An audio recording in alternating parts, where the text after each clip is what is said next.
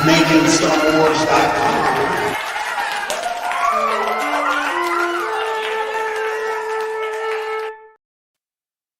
What's going on, YouTube.com? My name is Jason the Ward from MakingStarWars.net, and this is my other plumber friend, Sketchatar. Irrelevant Sketchatar. You're nobody. hey, nobody's nobody to me, man. So if you're nobody to me. You know what I mean? Yeah. So today we don't have like a lot of Star Wars news going on. So we will definitely let Rob talk about Avatar for a little bit, have a little bit of Avatar, as they call it.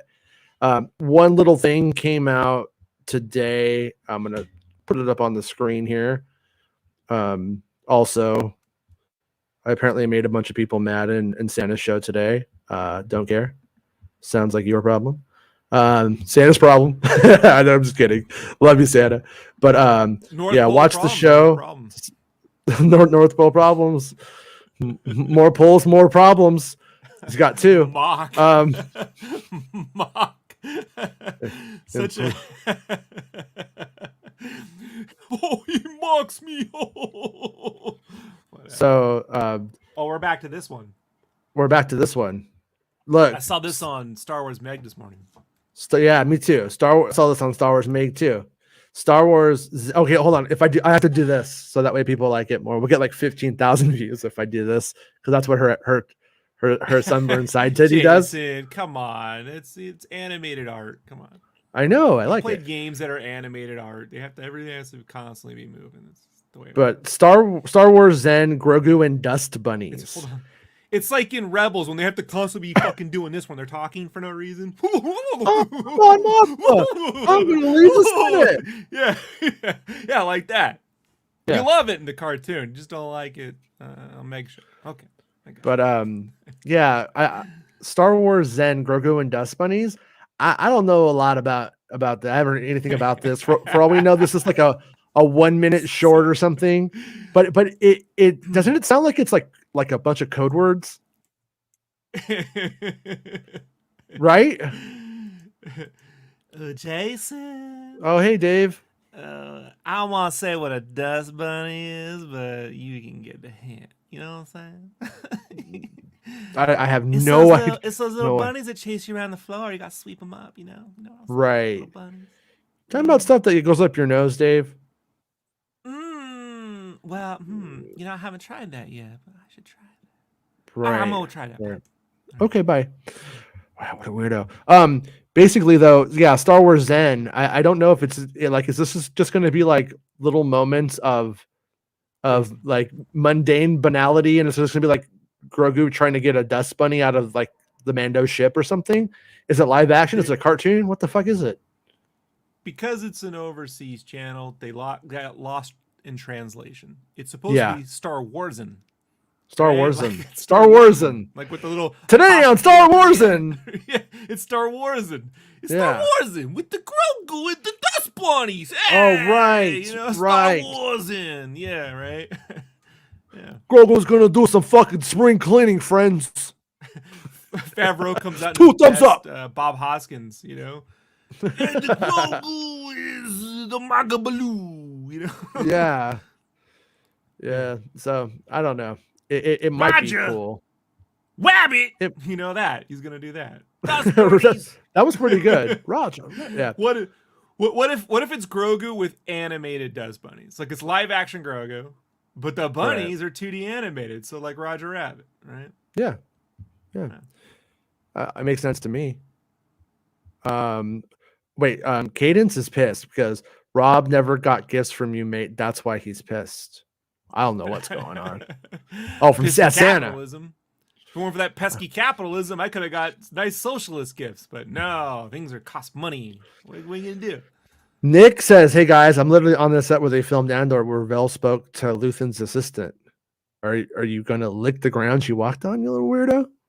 Come on, you're going to a little bit with those boots. I mean, usually you have to pay for that. It's free this time. To be fair, it's right next to the Popeyes, Jason. So right. You know why he's really there. The one that Bespin won't go to. Nope, won't do it. Bespin's like, it's only authentic if it's actually from America.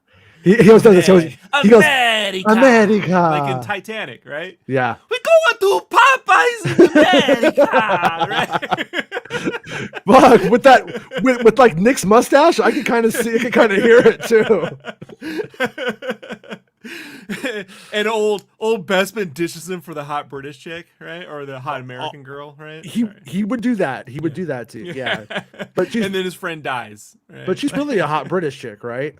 In real life? She's a British chick playing in America. Yeah, whatever. Hey, you know what? It's how it works. Titanic. Christopher Lloyd says, I can't say yet, but the future holds something very special for you. Stay tuned. What if he's saying that to Kim Jong-un? Oh shit! He's like threatening him. He's gonna go over. What was that movie he was just in with Better Call Saul? With Mr. Nobody. Yeah, nobody. Yeah, he's gonna show up fucking nobody the shit out of fucking North Korea. Or it's to the Libyans. He's like, what do they find out? It's just pinball machine parts. Like when they try to fire that missile off in Ukraine. Yeah. Yeah. See, it's not really added to anybody, so I can interpret this any way I choose, Jason. Like, right. Yeah. Yeah.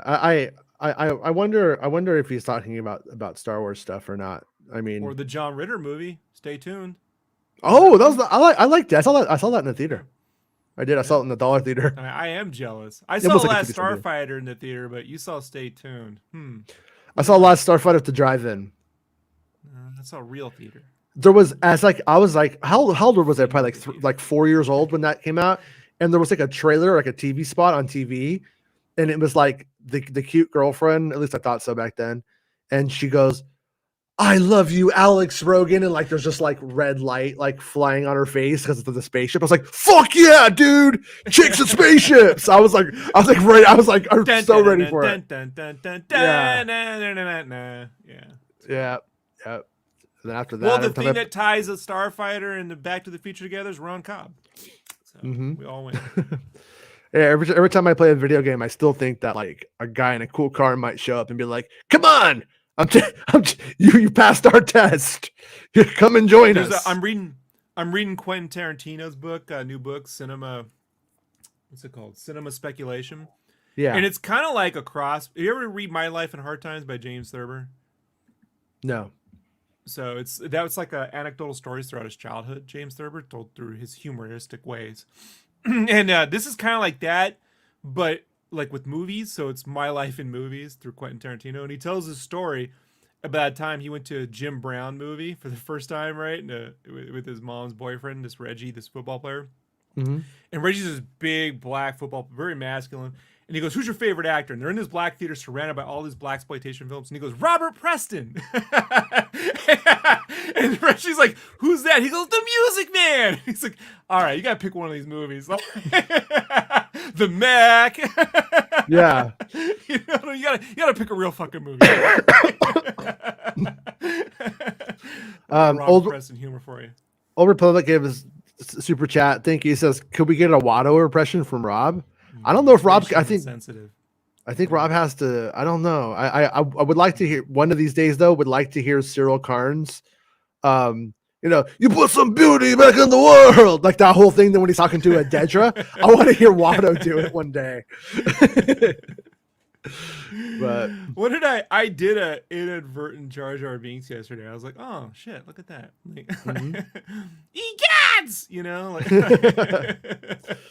see he gave money, but I mean it's Nokia money, so it's probably like 2 cents. Right? No, I think that's pretty. I think that's pretty much even. I think that's pretty even to Yeah, the. if he gave $20, I get. I mean, really? No, Jason, you get the money. You got to do the impression. You do the impression. Right, I could do it. Roads, where we're going, we don't need the roads. That's my Watto doing Doc Brown.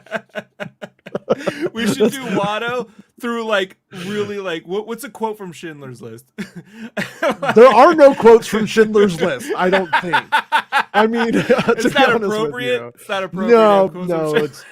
No. I feel like that should have been a Key and Peele. Actually, not a good idea because I know where you're going, but people are going to take it as people were saying that Watto was a Jewish stereotype.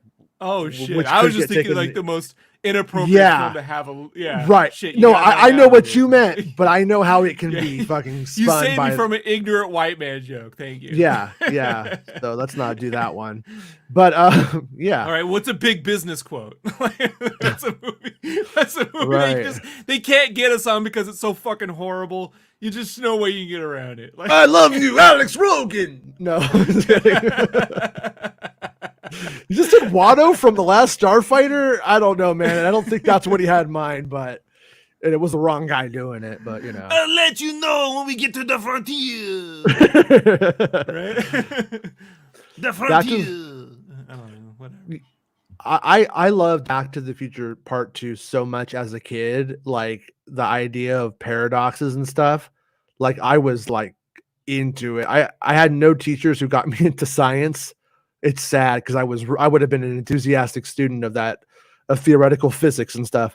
I was so into it. And but I've talked about it before when Part 3 was coming out. I was so excited because I loved Part 2 so much. I threw up before the movie. I don't think I've ever been more excited for a movie than I was for Back to the Future Part 3.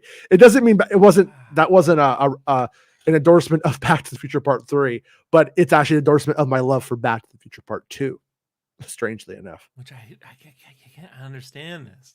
Oh, it's so good. When they went to the future, hoverboards, cool cars, fucking Michael J. Fox looking kind of hot and like as a lady, all kinds of stuff was going on. You got me there. Flea from the Red Hot Chili Peppers. Everybody knows I love Flea cameos. It's so weird to me. I mean, I know why they did it because they got Crispin on board. But it's so weird to me that like all of the kids look like Marty.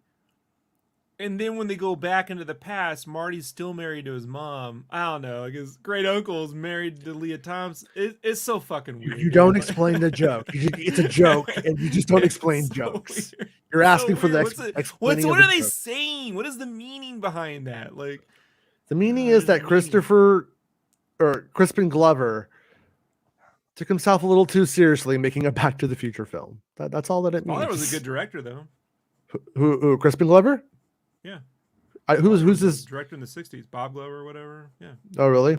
I don't give his dad a shout out in the book. That's why I won a couple of the movies. Dude, the book is fucking cool, man. You can read a chapter a day and learn and be entertained. I highly recommend. Cinema Speculation. Really good. And I just hear Quentin talking whenever fucking because I've been listening to so much video archives. I'm like, this is great. But oh no, only Kanye does modern versions. It's like what's his face? Joey, Jason, whatever his name is, the Canadian dude. It's like Shirley Polly. It's like he wants to start something, and I'm just like, he's so cute. Yeah, starting something. He's cute. Seth says, I love the whole trilogy. I didn't watch Back to the Future until I was 16, though. Yeah, I mean, I love the whole thing too. Like in Part 3, there's just sort of a fatigue to it. And it's not like franchise fatigue; it's like their fatigue. And like Zemeckis has even said, like he shouldn't have done them back to back. He was like really, really exhausted when he got to the by the time he got to the third one. And yeah, that's my like real thing with it or whatever is I think it didn't really have enough freshness. It got a little bit formulaic, but that's not to say I don't like the movie. I do like it. It is still more special to me than most films, but also I could be, critical of it at the same time, I guess. But my favorite cameo on Back to the Future is in that movie. Remember Parenthood? When Mary Steenburgen's going through Joaquin Phoenix's room, and she's certain he has like porn tapes or something. She pulls out the bag that he's hiding, and all these tapes fall out, but it's wholesome movies, and Back to the Future's in there. And then she pulls it up, and out comes the porn tape. Oh, the porno! I remember that. Yeah. Yeah. I remember that. I remember that moment. I don't remember a lot from that movie. It's Parenthood, right? Parenthood. Sorry. Yeah. Parenthood. Yeah, I remember at one point, like the little loser kid who's like being a little bitch in the movie or something. He's like plays bad dudes, but he plays it wrong. And I remember as a kid just being like driven crazy by the fact that the on-screen stuff was like played so shitty. I was like, nobody is that dumb, and I hated the kid for that. That one kid in it. The Joker. The Joker is that did he grow up to become the Joker? Joaquin Phoenix. Oh, that was Joaquin. Oh, okay, I haven't seen it in years. I don't know if he's the one who played bad dudes, but he's the one with the tapes. Oh, okay, gotcha. But Baymax wants to know: will Silver ever get to wash his hand again after touching Dedra's jacket? I hope so.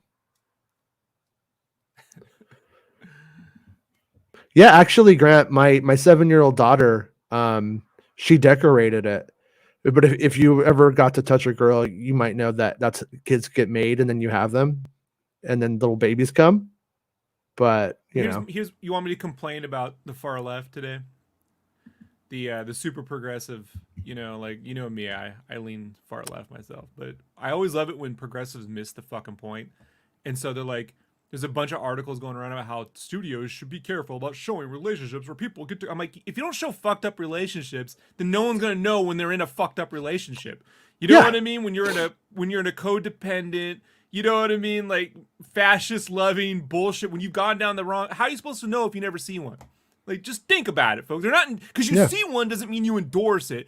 Like, if I wrote a fucking Freddy movie, I'm not endorsing the murder of teens. You know what I mean? Like, sometimes they miss the fucking point, Jason. Like, so ridiculous. Yeah, no, 100%. I mean, that's exactly like I was watching Interview with the Vampire this week, and it's like there's like all these warnings after every ad saying that there's depictions of domestic violence. And I'm like, okay, I guess that's like kind of good. But as I'm like looking at it, I'm like, I don't know. It's weird.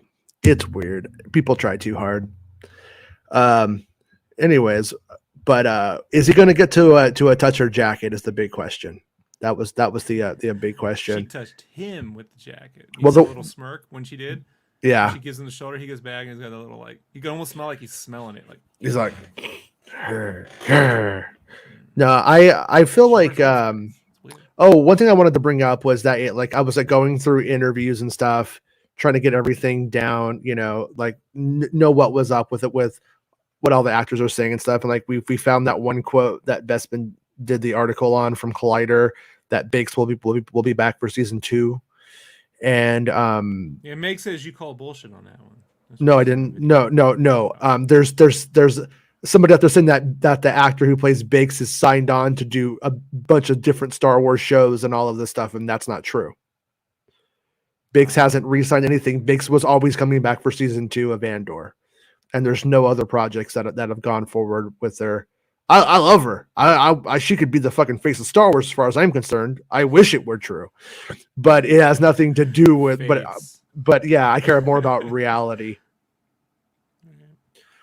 So yeah, so I called bullshit on that. Now Biggs will be back for season 2 of Andor, which was already a foregone conclusion. She's already accidentally let it leak in a Collider interview. It's actually Collider's scoop. Collider just wasn't paying attention close enough to realize that they had a pig scoop there. Oh, Frosty, you telling me it was a little tuned out?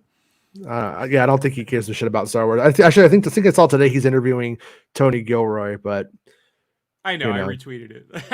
Okay. I was like, well, I'm not a fan of Frosty, but I got to do what I got to do. Yeah. Get the word out. I like the Tony Gilroy. So. Yeah, I don't have a problem with him or anything like that. But he's just clearly like not into the Star Wars thing, so it's whatever. Well, the problem is Frosty likes instant mashed potatoes, and I only like real mashed potatoes, and so fucking we can never be friends. Yeah, that's fair. Instant mash is disgusting. Sorry, I don't like it. And then you took me right where I was going to go, which was talking about the BBC interviews. That's a big black cock, in case you aren't aware. Denise Goss spilled she survives the finale in an interview with the BBC. She's like, oh shit. So yeah, in it she does. And Diego Luna's very stoned in it, in my opinion. Like actually, well, wait, I'm gonna see if I have. I think I was texting Bespin this, and I was like, dude, he looks stoned. If he is, like, you got to work some clips into a new song or bit, you know, because that's gold footage right there. Today I was working on a new song, but it has so many spoilers from next episodes. I was like, I don't know if I should do it yet. You gotta wait till the 12th episode to show it. All right. this looks like a stone Diego Luna to me. If I ever saw one, that looks jump. When you just zoomed into his eyes from that to the zoom, that's what you need to put in the video. Like meth only one. No, I'm kidding. Boosh. I spy with my little eye. And yeah. And stoned and I mean, if he ever wants to like come over and jam, like I'm cool with it though. I'm just saying, like, Diego, I won't talk about Star Wars with you at all. We could just, fucking just jam out some fucking tunes. Man. Let's talk about that. Fucking talking about Dirty Dancing right here. Oh, she's fucking beautiful. She's a fucking princess, queen. It's a prom dress. You know what I mean? It is. Yeah. Yeah, it is. But yeah. So, anyways, why did I luck out? Everyone else won. Damn it. Yeah. Yeah, that's we all true. Can't be like Canadian Johnny, right? Nope, you can't be. You can't. We can't look good and have witty puns. Take forever producing an album. Cyril Karn will obviously be back, and as well, what's his name? Luthen, the actor who plays Luthen. I was like saying like yesterday, I think Luthen's time is coming to an end. I'm going to go and I'm going to change it up that I think, because we know that Luthen has to meet with that spy. Remember the spy? Yeah. The mousy guy. He reminds me of Odo from D Space Nine. Yeah. Playing Police Academy 5. Yeah. So my guess is they're gonna meet. He's probably gonna have problems with it. With like what they're doing, and then. But I'm also thinking that that if that guy is the spy and they meet, he's probably gonna tell him what's going on. So I think we have at least like another episode of him knowing that they're like circling in around him. Wouldn't that make sense?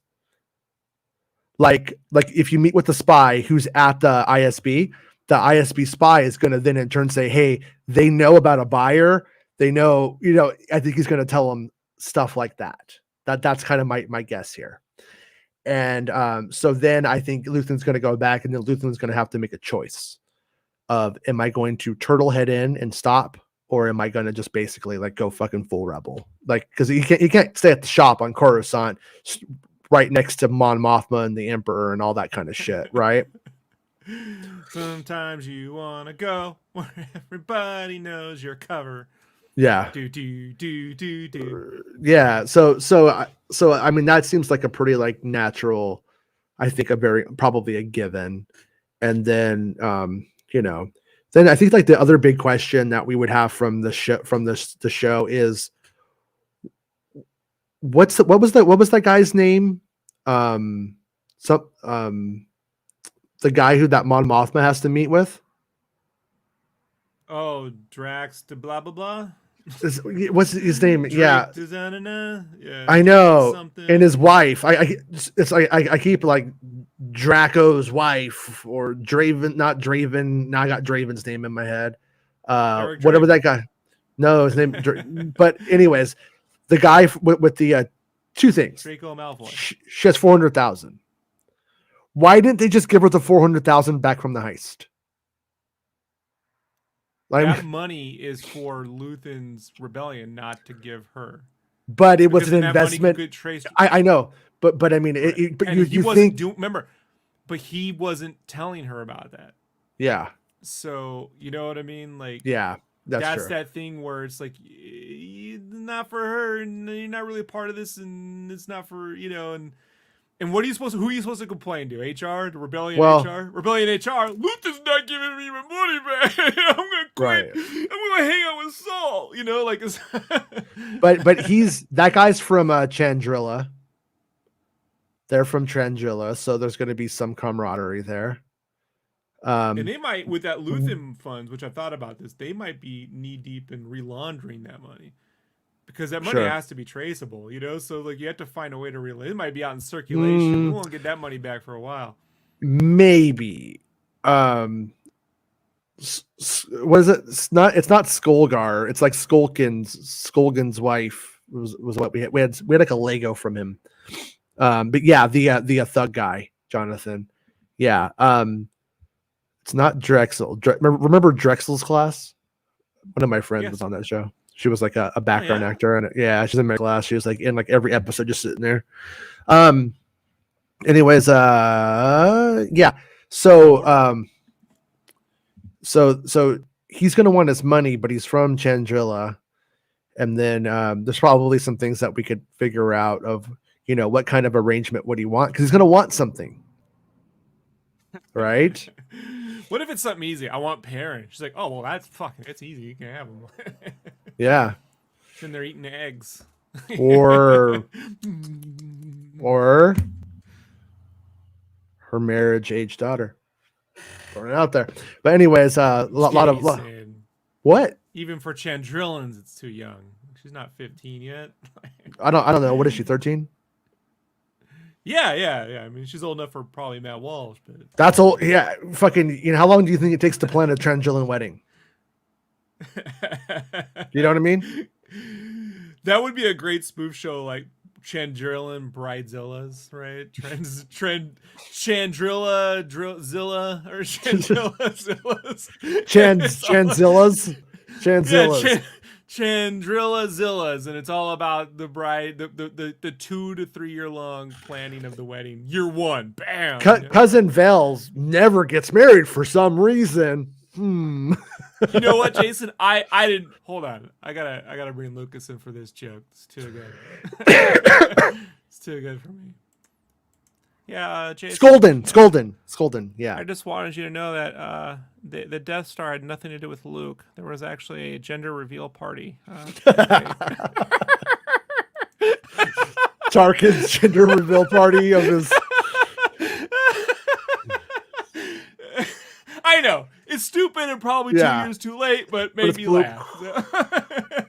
Yeah, I like it. Yeah. I know. Aaron just happened to be on the Death Star. Like he's one of those like he leaves Mothma, right, and he becomes like an Elon Musk of Chandrilla, and then he ends up being the final he gifts the coleslaw ward on the Death Star. You know what I mean? Like just the place can get his own snacks. He's got his name on the wall, and he's there. And then that's the day they blow it up. Grant says, "What exactly do you make? Why do you call yourself Making Star Wars?" You gotta say it in Biff's voice, Jason. It's no fun if it's not. Hello. Come on. What are you doing? You don't make nothing. 1 second, Rob. Talk about Avatar. Make like a leaf and get out of here. All right.